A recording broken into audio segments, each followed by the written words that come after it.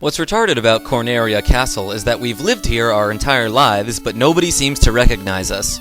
Why yes, we are the Light Warriors. What gave it away? Was it the fact that we're the only ones that can interact with other NPCs? Or was it that our character sprite is fixed in the center of the screen at all times? Update, still the Light Warriors here. At least King Pitstain still recognizes us as the Light Warriors and entrusts us with a dangerous and annoying responsibility of saving the princess who has been kidnapped by some dude. Light Warriors? Never heard of them. Perhaps the castle loiterers can give us a clue as to the whereabouts of our kidnapped princess. Presumably, Princess Sara's kidnapper used to be a good knight. Oh, it will be good night for him when we put his lights out. Up top, me! The invisible man who pretends to be an invisible woman tells us that Princess Sara is looking for us. Clearly, she's looking for anyone who's not a kidnapper. In sadness, the queen has locked herself inside the royal ball pit. The queen is so distraught, in fact, that she will not see any visitors until someone opens the door and walks in. Thank you, second most trustworthy guard in the palace.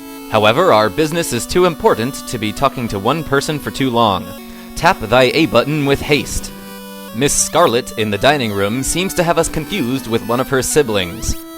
Perhaps it is our resemblance to her that causes the palace guards to confuse our identity.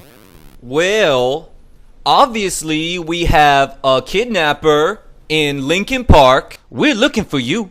We gonna find you, so you can run and tell that, homeboy. While you casually saunter through the Temple of Fiends, make sure not to get into any random battles, especially with spiders who get the first strike. And haste, and trample. So I bought Final Fantasy on NES back in like 1996 from a place called Funko Land, and they were kind enough to give me the instruction booklet, which tells me not to do exactly what I just did. Multiple attacks on weak or weakened enemies do no good. Continuing to fight a defeated enemy is ineffective. I guess there's no use beating off a dead horse. An excerpt from page 25 of the Final Fantasy Explorer's Handbook. An ordinary cap provides one less defense than Mr. Cap, which cannot be found in the American version of Final Fantasy. I'm just gonna hit start menu and fast travel to these two treasure chests, which contain some shit, and the other treasure chests we can't access yet until we have the magic key. Time for some boss walking. And here I'm gonna do a quick inventory and stat check just to show you my progress, I suppose. Yep, looking at some numbers, some equipment, everything seems to be in order. I'm so awesome. Alright, let's get to it. On guard, I have a speech and some invisible lightning. Okay, this is the first boss battle against Garland. We're pretty much just gonna attack with whatever spells we have. All I got was lightning and, let's try Roost. I have no idea what this does. Garland gets lit up as Fox draws first blood, and, does lightning draw blood? Oh, Roost apparently makes it easy to dodge. I don't think it's actually gonna do anything, but, oh ho! Happy Feet! Dealing 1 damage at a time until we can spike a lucky crit. That's familiar. But it seems as if poor Fox has taken a beating during the cutaway, and the Light Warriors are in trouble until Fox lands a desperation critical hit. Get your ass whooped. Desperation critical hit. That sounds pretty familiar too, I think. Congratulations, you have just saved the princess, who is going to thank you and teleport us all out, which she couldn't have done unless we came to rescue her. Okay, so moving on to Startropics. No, I'm just kidding. Return back into the throne room and try to get some digits because that Princess Sara is a babe! Oh, and some shit about a bridge and like a guitar or something. Man, I feel like I just slammed a tall glass of adventure. But don't break that seal yet because we're gonna get a lot more quest drunk before the end of this game. But now that there's a bridge over the strait to the north, we can 1. Explore the rest of the continent, and 2. Feed some ducks. But first, how about some mid-game credits? The first time I got here when I was playing it on console, when I was like in 5th grade or something, I didn't know that mid-game credits existed, so I was like, wait, am I playing a demo version of this game or something? Like, is that the end of it? But it's not.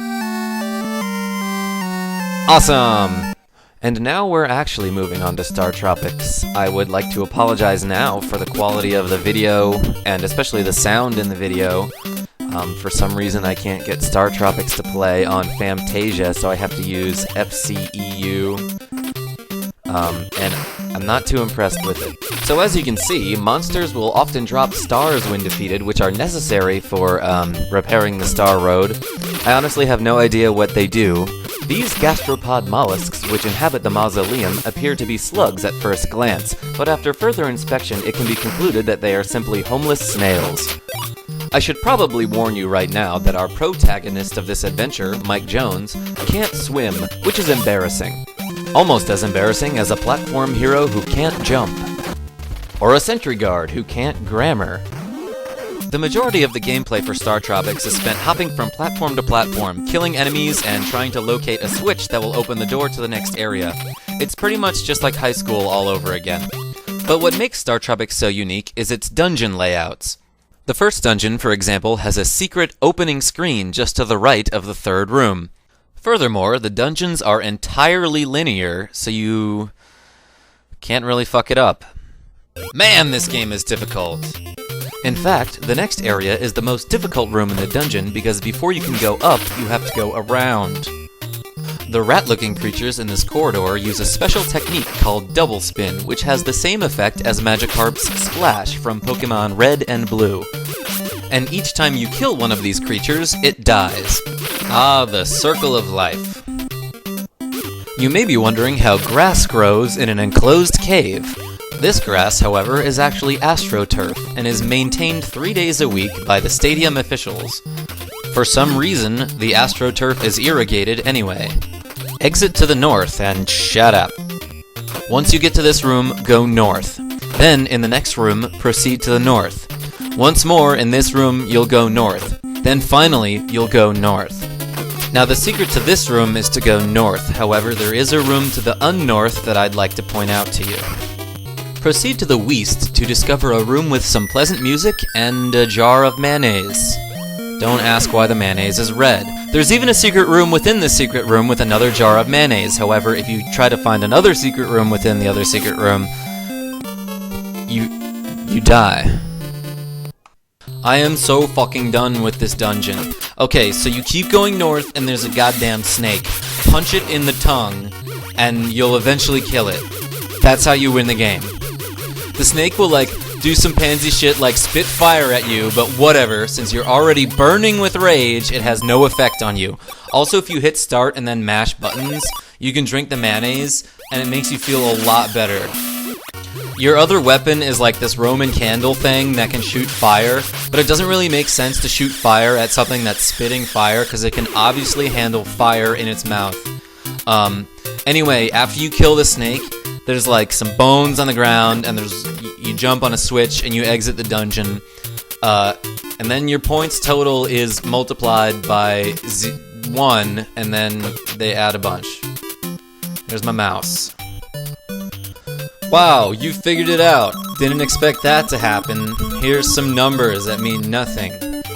And now they're saving my game, so we'll pick it up from here next time. Good luck. Week 1, Baltimore Ravens at New England Patriots. An opening drive of the game, Sam Adams shows why he's the best draft in the NFL. And New England's offensive line is already falling down from too much Sam Adams. Ravens with the football pitch out to Shannon, my favorite Sharp, on 3rd and short, and the veteran tight end finds the end zone on a 37-yard rip. Patriots are trying to play a hope for the holding flag defense, but unfortunately it's not as effective when you're already down 2-0. Patriots find the scoreboard with an Adam Vinatieri field goal, but Trent Dilfer finds Shannon Sharp in the back of the end zone. Drew Bledsoe trying to get the wheels turning on the ensuing drive, and he decides if you want something done, you gotta run for it. Bledsoe getting fired up after an 11-yard scramble. Bledsoe getting just a little bit too cocky, tries to force one in. Shannon might be sharp, but Jamie is sharper. Jamie sharper with a pick 6, bringing it back 34 yards to pay dirt. Sam Adams might want to try out for the role of punter after booting Bledsoe 10 yards downfield on this play. Ravens kicking off decide to add a little trickery to their game with an onside kick, and the Ravens recover. Head coach Brian Billick decides that his running game is looking sharp. Shannon Sharp with another rushing touchdown. This one goes for 21 yards, and the Ravens are dominating. The Patriots gifting the Ravens a free Week 1 win, and Tony Siragusa wraps it up. Fat guys are critical to injuring key players on opposing teams. The Ravens expect big things out of Goose. Titans at Jaguars. Tennessee Titans cap an opening drive with a 6-yard Lorenzo Neal touchdown run. Welcome to the dance, Lorenzo. Titans seem to be in the red zone all game, and check this one out as Steve McNair checks down to Frank Wycheck. who turns it into a paycheck. Jaguars with the ball back on 3rd and 10, and their offensive line crumbles as Randall Godfrey powers through for the safety. Titans in the red zone again, airs one out to Frank Wycheck from The Czech Republic. Tennessee showing that they can score from outside the red zone as Steve McNair airs another one out to Chris Sanders, and the Titans hitting the easy button on a 58-yard touchdown pass. Jacksonville getting the kickoff, hoping to put some points on the board finally, but Shyrone Smith gets decimated on the play and needed to be carried off the field. The early x-rays did not look good, and they were complicated by the fact that he gouged his eyes out after the exam. Return for next week is questionable. Jaguars go 3 and out, so Steve McNair decides to kill some clock with the bootleg, and he's scrambling down the sidelines, and it looks like he could go all the... Wait just a minute. It's a fumble. Steve McNair coughs up the ball, and the Jaguars recover. Seth Payne comes up with a scoop, and the Jaguars have one last attempt to put some points on the board, but Javon Curse comes up with a strip and comes up with the ball. See you guys in week 2.